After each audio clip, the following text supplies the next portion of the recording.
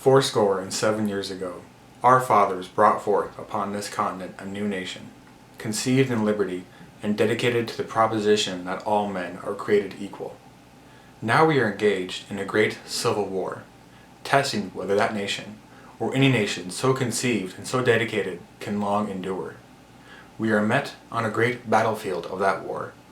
We have come to dedicate a portion of that field as a final resting place for those who here gave their lives, that that nation might live. It is altogether fitting and proper that we should do this. But in a larger sense, we cannot dedicate, we cannot consecrate, we cannot hallow this ground. The brave men, living and dead, who struggled here, have consecrated it far above our poor power to add or detract. The world will little note, no longer remember what we say here, but it can never forget what they did here.